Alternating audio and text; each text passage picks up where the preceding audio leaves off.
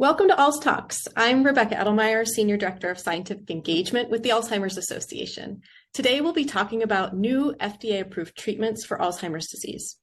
Before we begin, we want to share that this webinar series is supported by Procter Gamble and is organized and arranged by the Alzheimer's Association. A few disclosures for you. Of the association's total contributed revenue in FY22, 1.06% was from the biotechnology, pharmaceutical, diagnostics, and clinical research industries.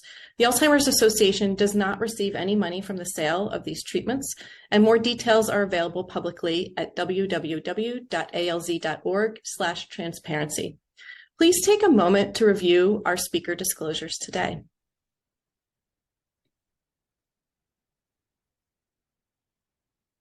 So joining me today is Dr. Liana Apostolova. Dr. Apostolova is the Associate Dean of Alzheimer's Disease Research, Distinguished Professor, and the Barbara and Pierre Becker Professor of Alzheimer's Disease Research at Indiana University School of Medicine.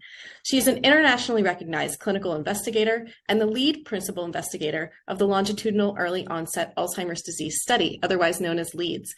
Dr. Apostolova has made important contributions to the imaging and imaging genetics biomarker fields. Her work is really bringing us closer to unraveling the heritable risk factors of sporadic Alzheimer's disease and has generated fundamental insights into the biomarkers of Alzheimer's disease and related disorders, really hinting at new and overlooked disease-associated mechanisms. Additionally, Dr. Apostolova is the editor-in-chief for Alzheimer's Disease, Diagnosis, Assessment, and Disease Monitoring, which is a journal of the Alzheimer's Association. Dr. Apostolova, thank you so much for joining us today to talk about recent advancements in Alzheimer's treatments. As many of you know, thanks for coming. And as many of you know, on July 6th, the Food and Drug Administration granted traditional approval for lecanemab. You may also hear it referred to its brand name Leqembi. And in 2021, aducanumab, also known by its brand name as Aduhelm, received accelerated approval by the FDA. Now, there are two new FDA-approved treatments, Leqembi and Aduhelm, that are treating the underlying biology of Alzheimer's disease. And there are many additional clinical trials underway, which offer even more hope on the horizon for a diverse spectrum of new treatments. These new treatments are really aimed at slowing disease progression of the disease when taken at early stages of Alzheimer's. This means individuals will have more time to participate in daily life and live independently. This may mean more months of recognizing their spouse, their children, and their grandchildren, and it may mean more time for a person to drive safely, maybe accurately, promptly take care of family finances, or possibly participate in hobbies and interests. So it's important for us as we think about our discussion today that no two treatments are the same, even if they're in the same class of drugs, and they may act differently in the brain, even if they achieve the similar end result, which is why we have Dr. Apostolova with us today to talk more about what these new treatments are. We'll address several frequently asked questions and many that have been coming in from you all about these new therapies. And by the end of the program, we really hope that you will be able to describe what anti-amyloid treatments are, how they are administered, and what they are designed to do. We hope then you'll also be able to identify steps for accessing treatment and being able to identify resources available to you through the Alzheimer's Association. So Dr. Apostolova, thank you again so much for joining us. We really appreciate your time today. We've had a lot of questions coming in to the Alzheimer's Association that we want to cover. So a few of the questions coming in, I thought we would start with really simply, what are lecanemab, or we call it Leqembi, and Aduhelm or aducanumab? Can you describe those for us? Oh, sure. It's a pleasure being here. Hello, everyone. Leqembi and Aduhelm are monoclonal antibodies for Alzheimer's disease. These drugs work by targeting amyloid beta, which is the protein depositing in the brains of people with Alzheimer's, and removing it from the brain. This protein clumps into sticky brain plaques. These are the hallmark of Alzheimer's disease. These protein clumps contribute to the decline in the health and the eventual death of brain cells in areas of the brain important for our memory, for our thinking, or our behaviors. Now, these treatments are administered intravenously through an IV infusion every 2 weeks for Leqembi and every 4 weeks for Aduhelm. And each infusion is expected to last 60 minutes with a variable time of observation afterwards based on which infusion this is. It gets shorter as people get exposed to more infusions. And these infusions should be done in a hospital or in an infusion therapy center. Now, the FDA specified that these treatments should be initiated in patients with mild cognitive impairment or mild dementia stage of Alzheimer's disease. And what do those mean? A patient with mild cognitive impairment will have some problems with memory or language, which are greater than what is expected from aging alone, but would by and large be independent to function in their household, drive a car, take their medications, be able to pay their bills, even if some reminders are needed. A patient in the milder stage of Alzheimer's disease dementia is expected to have some dependence on others for these activities of daily living. And really, that is the difference. But the mild stage of dementia is still quite an independent stage. So the other contemplation before a treatment is started is that we actually document the presence of amyloid pathology or the presence of Alzheimer's disease in the brain of people diagnosed with MCI or mild dementia. This would ascertain that the causing reason or cognitive decline is indeed Alzheimer's, and that patients have the target of the treatment in their brain. Something that is critical to understand is that there is no evidence that this or any treatment for Alzheimer's to date can reverse lost memories, can reverse cognitive function. These treatments, however, are known to slow cognitive decline, and this is the first precedent of that. To date, we didn't have therapies like this. So they slow decline both in cognition, which includes memory, language, attention, and also function, such as one's ability to drive a car, to not forget to take their medications and not forget to go to their doctor's appointments and make decisions about everyday life and medical care. And to be honest, as a doctor, I know that these are the salient, most important, clinically meaningful outcomes that patients and care partners consider. So as an improvement in function is unlikely and slowing of disease progression is the likely outcome by and large, the assessment of treatment benefit over time really is what is perceived by the family members and patient in conjunction with your healthcare provider. The main goal of this treatment is to slow progression and enable people to live and function independently for longer periods of time. Thank you, Dr. Apostolova.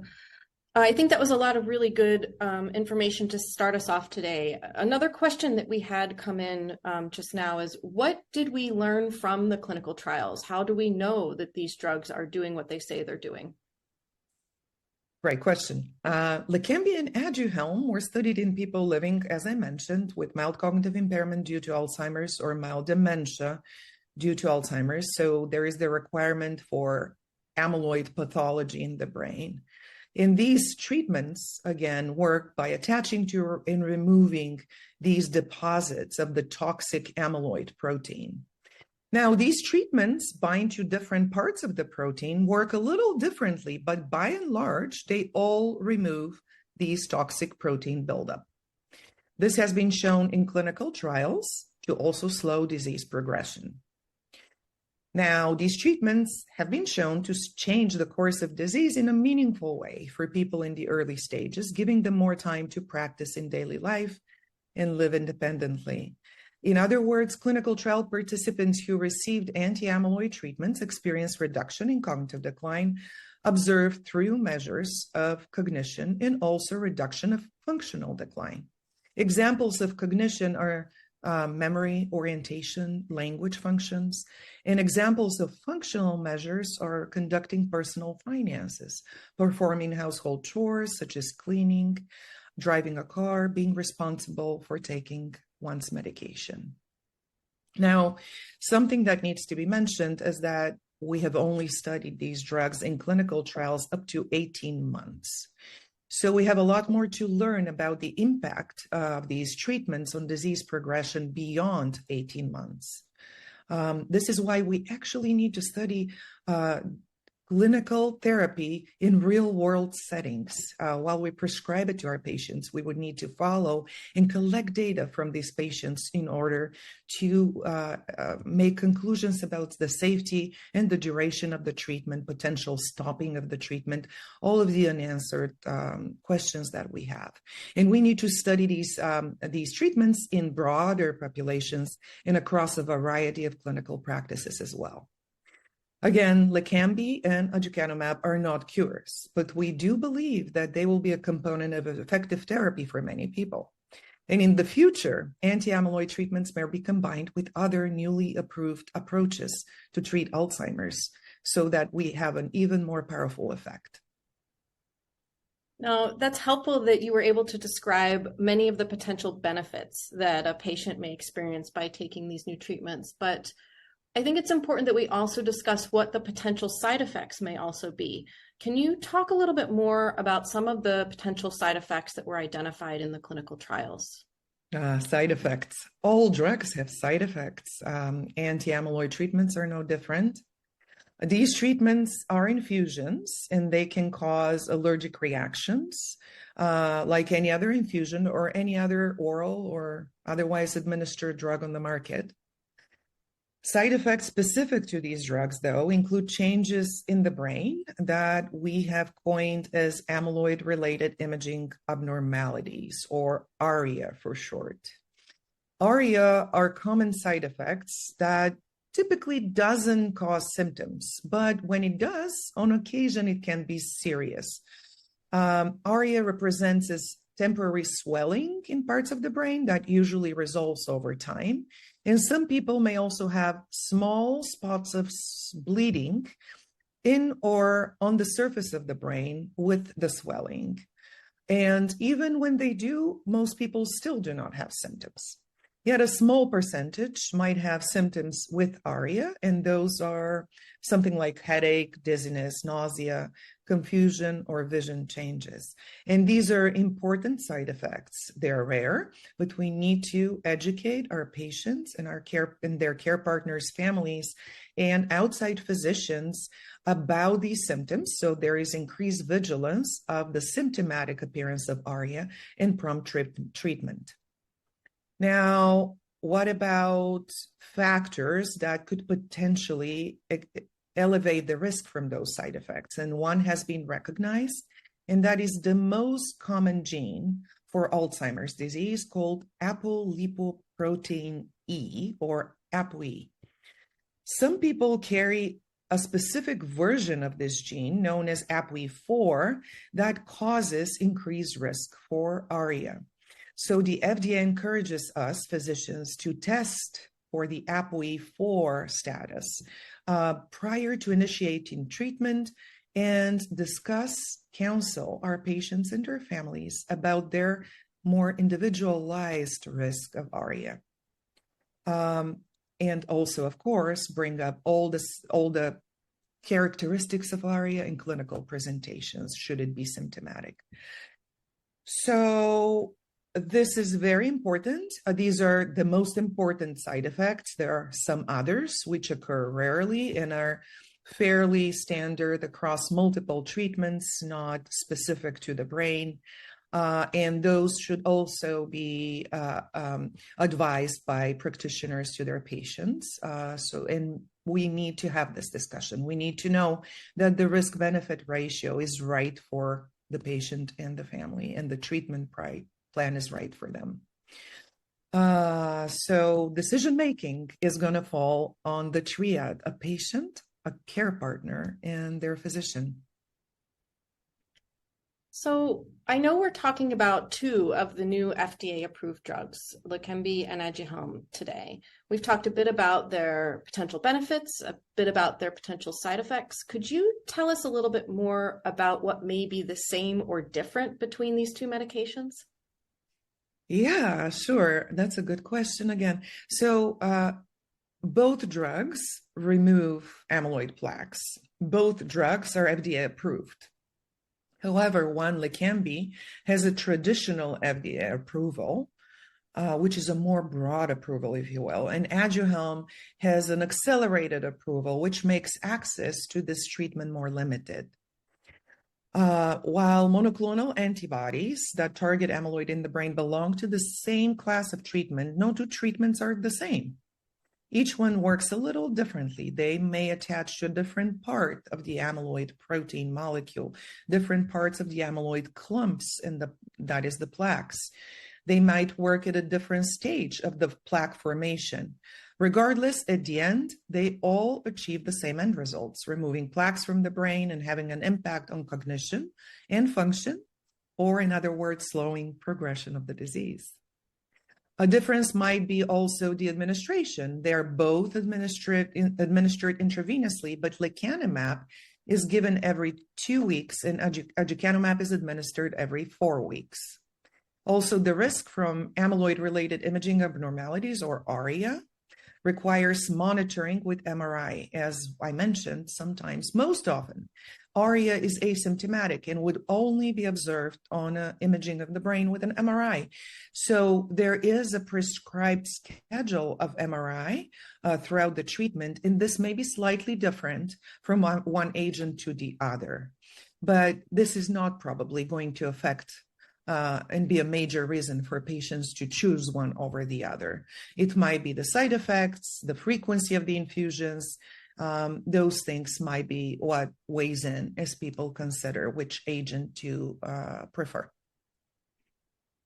And that makes a lot of sense. And I'm sure you've had a lot of these kinds of conversations with your own patients. So maybe we could talk a little bit about how does someone living with Alzheimer's disease find out if they're actually eligible to receive these new types of therapies? Can you maybe share an example discussion that you've had before with a patient and how you may talk with them about weighing the benefits, the risks, and whether this is appropriate for them? So yeah, that's a great question. Let me take you to the patient's journey, what one should expect. So if your loved one is experiencing memory changes, the first step is for you to speak with a healthcare provider, your PCP most likely, and request a thorough evaluation. The PCP may then proceed with some testing, which might be limited, and then refer to a specialist to determine what stage of the disease a patient is in. And the workup might include a very thorough discussion of disease history, adding blood work to exclude other contributing causes such as liver failure, kidney failure, anemia, or low blood counts that can interfere with cognition. Also, other conditions such as, say, depression, thyroid problems, vitamin deficiencies. Your specialist or the PCP can also then conduct a more detailed cognitive testing, and this is pen and paper test.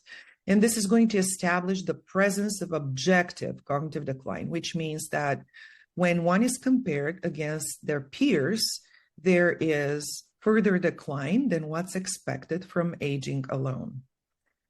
Hence, it's really important that we know for a fact such decline exists, because our treatments are only approved for those who have symptoms or objective cognitive decline. Now, the next step would be an MRI of the brain in order to rule out other treatable sources of cognitive decline and to look at the pattern of changes, which could help a physician have greater suspicion for Alzheimer's disease or another type of dementia. And then if all of that is conducted, the next decision would be what therapies to be started. And some of the therapies on the market, such as donepezil, memantine, do not require biomarker validation, but a treatment such as aducanumab and Leqembi, they target amyloid plaques. So it's unreasonable to start these treatments without knowing that there is amyloid pathology in the brain. So the next step would then be either lumbar puncture to obtain some of the fluid that surrounds the brain and measure these proteins, or an amyloid PET scan where a dye is injected in the vein that labels the amyloid protein, and then the scan lights up, shows the binding of this contrast in the brain. And after AD pathology has been definitively demonstrated, patient and family counseling is going to take place. And the specialist at this point will discuss the administration of the drug, ongoing monitoring requirements, potential side effects, and also in the context of APOE genotype, so that an informed decision whether or not the patient is a good candidate for these therapies can be made. So to sum up, you should expect that a neurologist will confirm the presence of amyloid plaque in the brain before prescribing these treatments. And these tests are either cerebrospinal fluid analysis or amyloid PET imaging. Advise you to test your APOE gene status and prepare you for the monitoring of ARIA. Safety MRI scans are required by the FDA. According to the prescribing label, additional MRI scans will also be needed if symptoms of ARIA occur. Lastly, dementia experts recognize that these drugs may work differently for everyone who takes it, and they might not work for some individuals. Well, thank you, Dr. Apostolova. I think that paints at least a beginning picture for many individuals about what the process for conversations even are with their clinician about how they may go about not only diagnosis, but also evaluating treatment options for them, especially some of the newer treatments that are available. We really appreciate you sharing all of this information. I wanted to just briefly touch on a couple things that we understand today when it comes to coverage for these new treatments. So insurance coverage will likely depend upon an individual's plan. We know that Leqembi and Aduhelm are currently covered by insurance in different ways. Coverage of Aduhelm is currently limited. For Leqembi, the Centers for Medicare and Medicaid Services, or CMS, has said that they will cover the drug as long as an individual's physician enrolls them in a CMS-approved registry. So those eligible for both Medicare and Medicaid, either as a full benefit dual eligible, which means they're eligible for full Medicaid benefits, or in a Medicare savings program, which means Medicaid is helping to cover some of the beneficiaries' Medicare costs, can receive coverage, with Medicaid's role being to cover the individual's 20% coinsurance payment. There may be additional requirements at the state level for those eligible for Medicaid and Medicare. And for more information on coverage, we really encourage you to look at the cms.gov website, as well as for prescription drug assistance programs. There's other insurance coverage that will likely depend on an individual's plan. So recent decisions by both the FDA and CMS underscore that these treatments are medically necessary for those with Alzheimer's, and therefore commercial insurers absolutely should provide coverage, and we expect them to do so. In addition, the United States Veterans Health Administration, or the VHA, will cover Leqembi for veterans who meet certain VHA criteria. The Alzheimer's Association will work closely with CMS, other payers, the physician community, our health systems, and other community partners to work toward a smooth rollout for patients who can benefit from these treatments and who are eligible for them.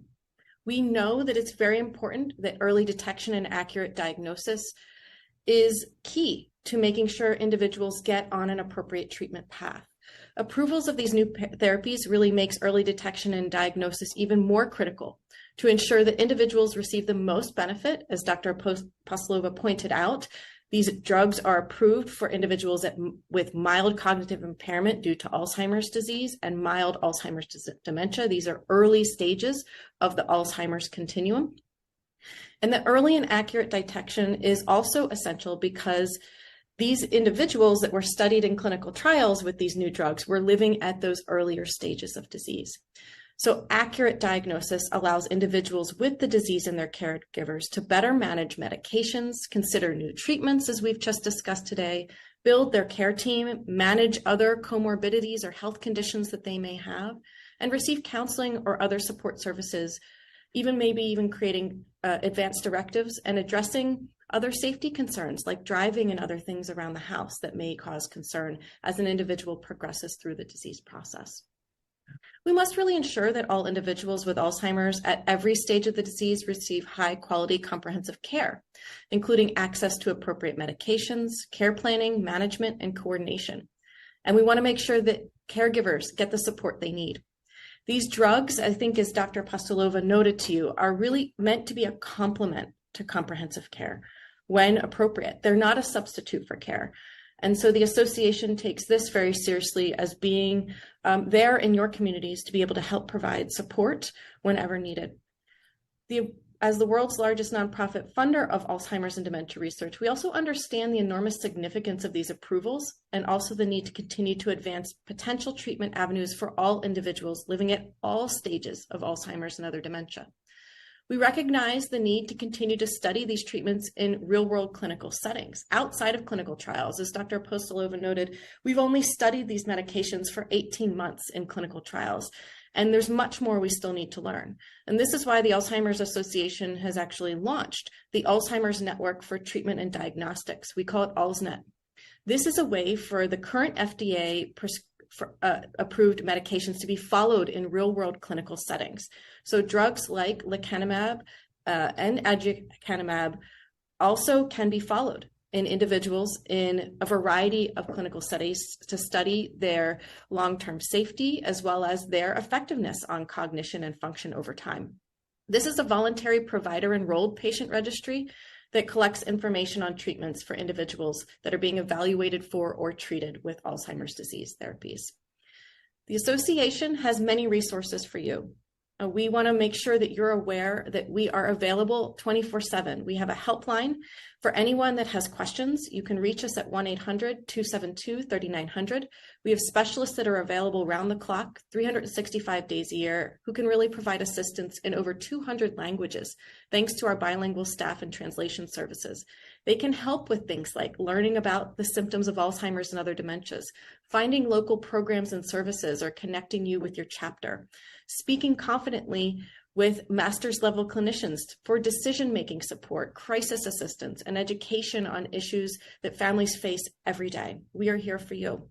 Additionally, our website, ALZ.org, has a wealth of information, including information about available treatments and a wide variety of tools and resources like our Community Resource Finder, our Education Center, our ALZ Connected, which is our online message board community, as well as Trial Match, which is a place where you can find a way to be a part of research as well, finding clinical trials that may be a right fit for you. Dr. Apostolova, I really want to thank you today for your time and expertise. You've really allowed us to shed some new light for individuals who are interested in learning more about new Alzheimer's treatments that have been approved by the FDA today. We appreciate you joining us for the ALZ Talks and all of you for joining us in this discussion. We're glad you were able to make it time to join our program today. As always, if you have any questions or are looking for resources, please don't hesitate to reach out to the Alzheimer's Association. You can contact us directly at 1-800-272-3900 or email your questions to alztalks@alz.org, and we'll connect you with a helpline specialist. Thank you so much for joining us, Dr. Apostolova. Thank you so much for having me. And thank you all.